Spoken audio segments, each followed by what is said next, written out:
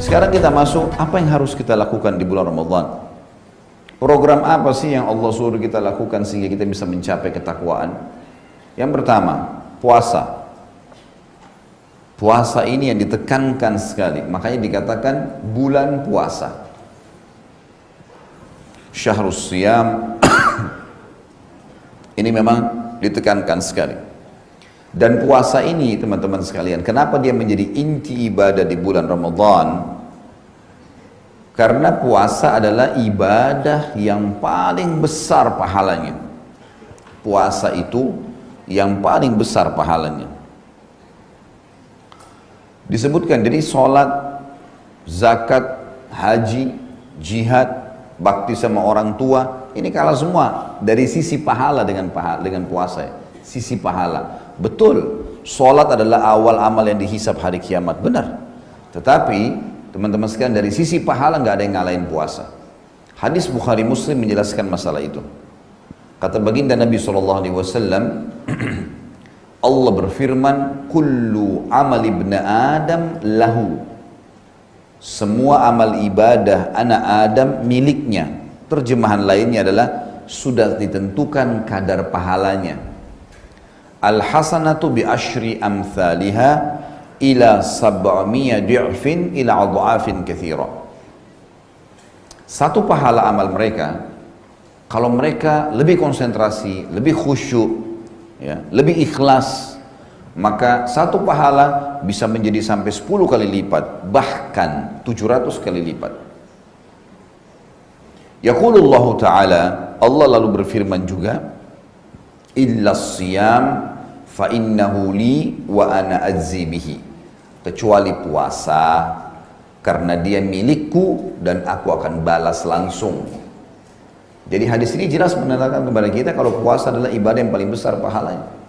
Karena tadi sudah dikatakan kullu amal, semua ibadah dia kecuali puasa. Puasa memang sangat besar. Apa sebabnya? Kata Allah SWT, taraka syahwatahu wa ta'amahu wa syarabahu min ajli. Dia meninggalkan syahwatnya, makanannya, minumannya karena aku, kata Allah. Lis-shaimi farhatan, untuk orang yang puasa, kata Allah, aku siapkan dua kegembiraan. Farhatun inda fitri, kegembiraan pada saat dia sedang berpuasa, berbuka puasa karena hausnya hilang. Wa farhatun inda liqa'i rabbi, dan kegembiraan pada saat dia bertemu dengan Tuhannya.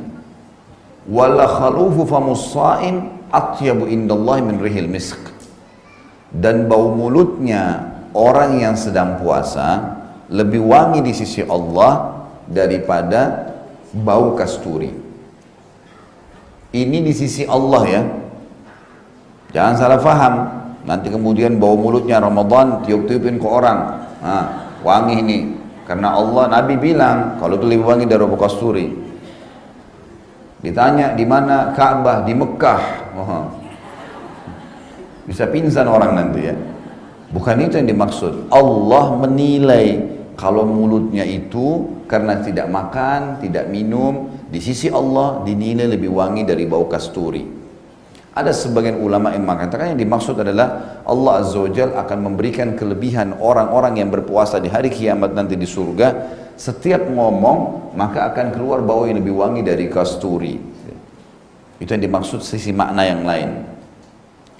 Teman-teman sekalian, puasa agar maksimal nanti, selain daripada dia ibadah yang paling besar pahalanya, dan ini puncaknya di bulan Ramadan karena puasa wajib dan dijadikan sebagai rukun Islam, penuhi dua syarat agar dosa kita dimaafkan. Hadis Bukhari Muslim menjelaskan masalah itu. Kata Nabi SAW, kullu man shama ramadhana imanan wahtisaba ghufira ma taqaddam min dhanbi. Siapa yang berpuasa Ramadan diikuti dengan dua syarat, imanan wahtisaba. Imanan karena keimanan, karena tahu ini Allah dan Rasulnya yang perintahkan, maka saya kerjakan. Jadi bukan karena seluruh anggota keluarga lagi puasa, bukan karena semua teman-teman berpuasa, bukan karena lingkungan semuanya berpuasa, tapi karena Allah dan Rasulnya memerintahkan. Berarti walaupun kita sendirian tetap kita kerjakan. Wahtisaba, ihtisab mengejar pahalanya. Kufira ma taqaddama min dzambi, dibersihkan semua dosanya yang lalu. Harus itu. Gembira mestinya sambut Ramadan itu. Luar biasa. Ibadah wajib yang paling besar pahalanya lagi. 1 bulan penuh maksimal gitu kan. Kemudian juga bisa membersihkan dosa-dosa kita yang lalu. Jadi dalam satu ibadah bertumpuk sekian banyak fadilah. Ingat, jangan pernah nodai puasa kita dengan dosa. Ini teman-teman yang masih suka nonton TV, sibuk dengan habisin waktu di depan TV, tetap nonton gosip, tetap nonton auratnya orang, habisin waktu jalan di mall tiap hari cuma berapa jam, hanya tunggu buka puasa. Untuk apa ini? Apa manfaatnya? Kenapa nggak baca Quran? Kenapa nggak berzikir? Kenapa nggak dengar majelis ilmu? Untuk apa? Akhirnya terikutkan dengan dosa. Dengarkan baik-baik hadis Nabi SAW. Man lam yadha' qawla zuri wal amala bihi, falaysa lillahi hajatan min an yadha' ta'amahu wa syarabah. Siapa yang tidak meninggalkan perkataan dusta, hal yang sia-sia, ya, maka tidak ada hajat bagi Allah menilai lapar dan hausnya. Gak dinilai sama Allah SWT. Percuma, biar lapar, biar haus, tapi tetap bohong, gak ada gunanya. Dalam hadis yang lain kata Nabi SAW, "Idza kana yaumi shaumi ahadikum fala yarfuth wa la yafsuq wa la yajhal. Fa in sabbahu ahadun falyaqul inni imru'un sha'im." Kalau seandainya kalian sedang ikuti program puasa, jangan pernah rafath. Rafath ini ngucapin kata cinta, kata sayang, kata rindu dengan yang bukan pasangan halal.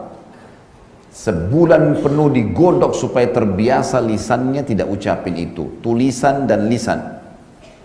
Ya. Apapun yang dia ucapkan, apapun yang dia ketik, sama. Tidak diucapkan kalimat sayangnya, kalimat rindunya, semuanya ini kecuali kepada pasangan halal. Dikasih jadi syarat puasa ini.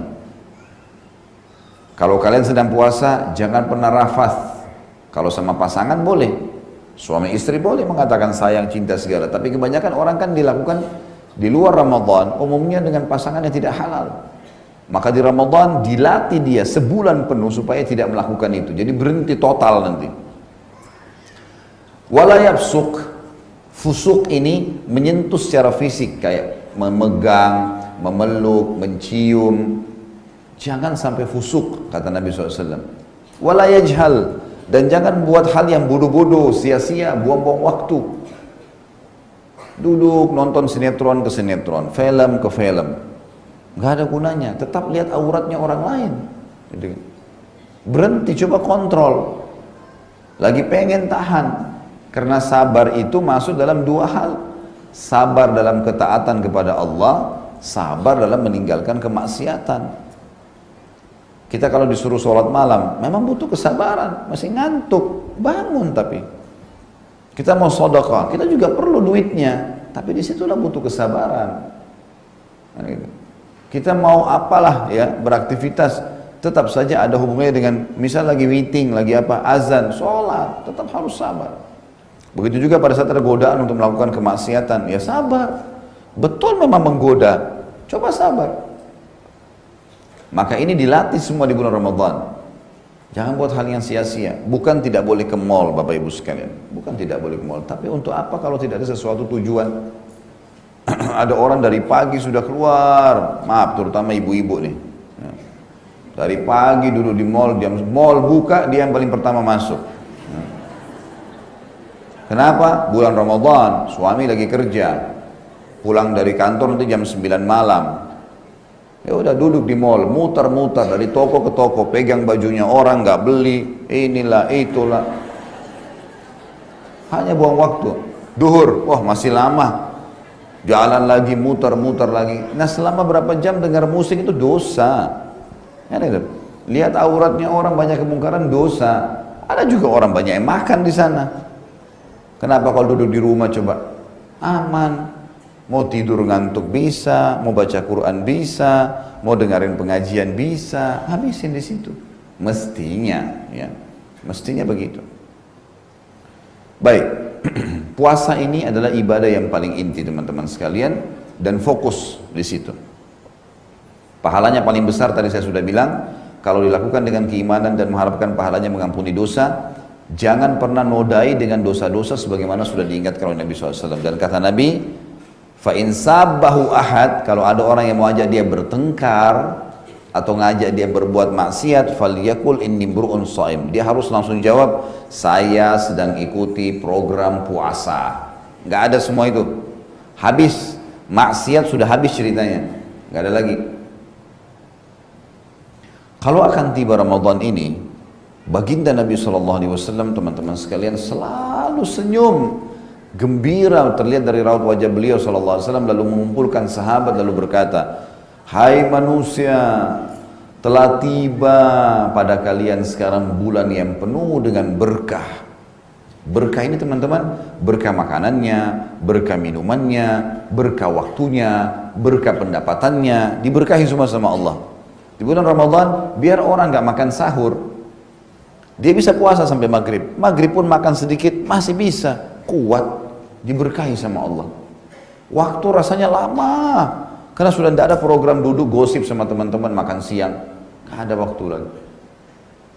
Paling jauh kalau orang buang waktunya tidur karena ngantuk, biasanya begitu. Tapi kalau enggak, dia maksimalkan dengar pengajian. Ada beberapa kantor, masya Allah bagus, habis duhur ada pengajian, dibuatin, gitu kan, program. Jadi akhirnya jadi terikut dengan program-program ini.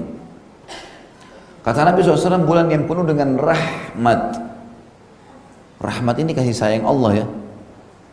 Ini rahmatnya Allah terbukti dengan hadis yang lain.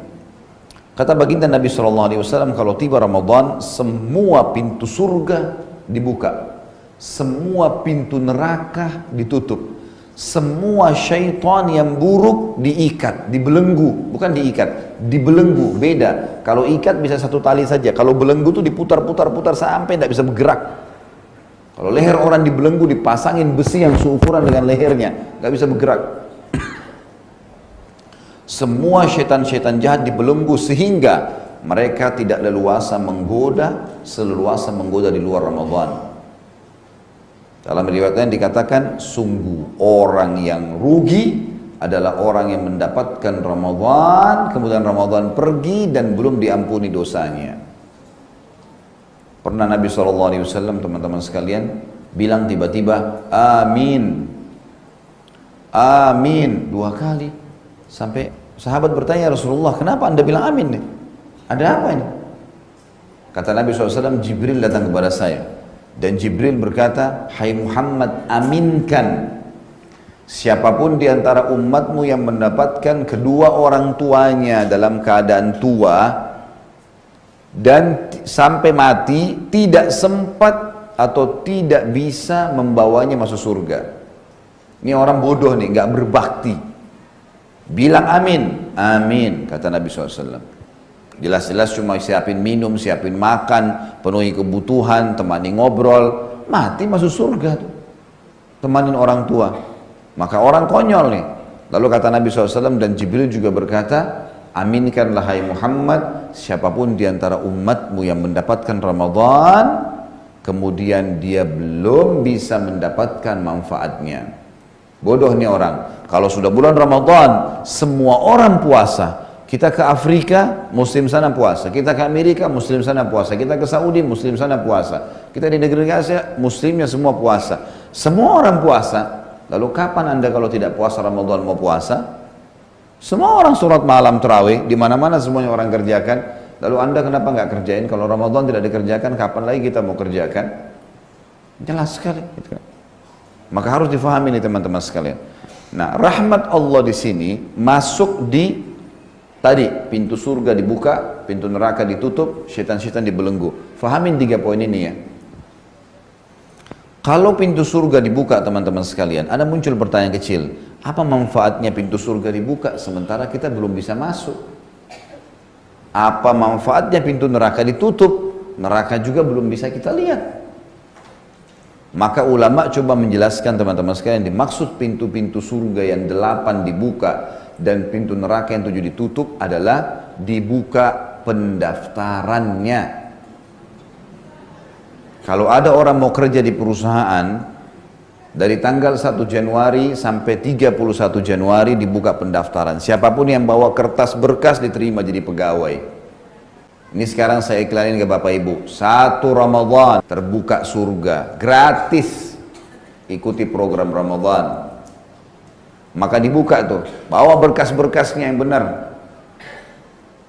Maka diterima. Dan ditutup semua pintu neraka, maksudnya tidak ada pendaftaran di neraka, tutup neraka itu. Biar orang buat salah nggak masuk neraka. Sampai dalam hadis yang lain dijelaskan, kalau tiba Ramadan, kata Nabi SAW, ada malaikat-malaikat Allah berseru dari langit, wahai pelaku kebaikan, yang suka patuh-patuh nih, ayo cepat tinggikan derajatmu di surga, lipat gandakan segera pahalamu, segera ibadah, kesempatan, pintu surga lagi dibuka. Dan wahai pelaku keburukan, berhenti, segera berhenti, kesempatan, neraka lagi ditutup, kalian bisa selamat dari situ, gitu. Jadi diingatkan. Plus syaitan-syaitan dibelenggu. Syaitan dibelenggu ini teman-teman, maaf, sebelum dulu masuk surga neraka. Ada juga pemahaman teman-teman. Ada hadis yang berbunyi, sesungguhnya Allah memiliki orang-orang yang dibebaskan dari api neraka. Begitu hadisnya. Kata Nabi SAW, sesungguhnya Allah memiliki orang-orang yang dibebaskan dari api neraka.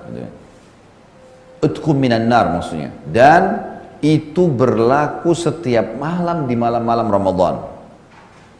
Jadi ulama menjelaskan kepada kita, setiap orang di antara kita sekarang punya tempat di surga dan punya tempat di neraka. Kalau dia meninggal dalam keadaan beriman dan beramal saleh, dia masuk surga, dia langsung menikmati tempatnya. Tapi kalau dia fasik, muslim tapi banyak dosanya, harus masuk neraka dulu, dia tempati tempatnya di neraka tuh. Disiksa di tempat dia. Nanti selesai baru dia masuk ke surga. Kalau orang kafir, tempatnya di surga dikasih orang-orang beriman, tempat dia di neraka dia pakai selamanya. Makanya ada istilah itkum minan nar, pembebasan seseorang. Jadi tempatnya di neraka itu dihabiskan, tidak ada lagi tempatnya di neraka. Dan itu terjadi di setiap malam Ramadan. Hadis ini sekaligus saya ingatkan, hadis ini hadis sahih riwayat Bukhari. Sementara hadis yang lain, ada hadis yang lemah yang selalu disebut-sebutkan ini. Bahwasanya Ramadan itu 10 pertamanya pengampunan, 10 keduanya rahmat, 10 ketiganya bebas api neraka. Ini hadisnya lemah. Dan setiap hadis lemah kalau bertemu dengan hadis sahih harus ditinggalkan. Karena hadis yang tadi yang saya bilang lemah ini menyebutkan pembebasan api neraka itu hanya di 10 terakhir Ramadan. Sementara hadis sahih mengatakan setiap malam ya, pembebasan dari api neraka. Jadi ditutup neraka itu. Kesempatan Ramadan, hapus nama kita dari neraka. Ikuti programnya. Dan semua syaitan-syaitan yang jahat dibelenggu. Kalau saya lagi lomba lari dengan musuh, rival saya teman-teman sekalian. Lalu musuh saya itu dibelenggu ya. Jadi dililitin banyak. Dari telapak kakinya sampai ke pahanya. Gak bisa bergerak, belenggu. Saya biar jalan santai, menang gak kira-kira? Hah? Masih hidup gak ini? Gak ada sautan, gak ada nyari. Pasti saya menang. Karena dia dibelenggu. Iya kan? Jadi santai aja jalan bisa. Itu Ramadan. Karena syaitan yang selama ini sesatkan manusia, diikat. Gak bisa buat apa-apa. Kita biar jalan santai, tetap menang. Ada orang bodohnya. Ya.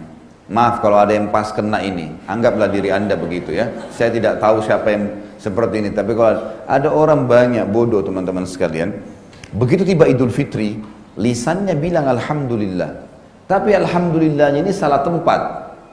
Bukan Alhamdulillah saya siap jalankan program setelah sebulan digodok biasa puasa untuk puasa. Bukan saya setiap hari sudah sholat tarawih berarti saya sekarang harus jaga sholat malam. Bukan karena sudah sering baca Quran sekarang tinggal terapin baca Quran. Bukan. Alhamdulillah kena lepas dari penjara ibadah. Alhamdulillah nggak puasa lagi. Alhamdulillah nggak lagi sholat tarawih. Alhamdulillah nggak lagi mengaji. Alhamdulillah sudah boleh maksiat lagi. kembali lagi pacaran, kembali lagi buat ini, kembali lagi buat macam-macam. Ini tahmidnya salah tempat ini. Ya. Pujian kepada Allahnya salah tempat di sini. Mestinya orang kalau belajar mengemudi mobil seminggu saja sudah pintar. Kalau sebulan itu sudah super pintar sebenarnya. Masa sebulan digodok biasa ibadah, setelah itu nggak pernah lagi sama sekali. Tadi bawa mobil, setelah pintar bawa mobil nggak pernah nyetir mobil. Bermanfaatkah kursusnya? Panggil seorang profesor ahli bahasa Arab, ahli bahasa Inggris, bayar sebulan penuh belajar. Setelah itu nggak pernah praktekin bahasanya. Bermanfaatkah? Seperti itulah banyak orang. Nah, teman-teman sekalian, kita sebenarnya sudah dekat dengan garis finish itu. Ini kematian. Sudah dekat. Ramadan itu membuat apa? Kita seperti sedang punya, kalau di mobil itu ada mesin jet turbo, yang kita kalau Ramadan itu dipencet, itu kencang sekali larinya. Musuh kita ini ketinggal jauh, syaitan ini dibelenggu, diikat, nggak bisa jalan. Ada orang begitu tiba Idul Fitri, garis finish sudah depan mata nih, dia berhenti, nunggu musuhnya yang baru dilepas. Paham gak ini? Gak paham juga? Gak paham juga, mesti dicambuk. Jadi dia sudah, Ramadan sudah jauh sekali dia. Bayangkan ya, jarak antara kita sama syaitan, perjalanan 1 bulan. Jadi kalau syaitan masih di Jakarta, kita sudah di Surabaya tuh. Kalau jalan kaki. Jauhnya, jaraknya jauh. Kita sudah dekat garis finish ini.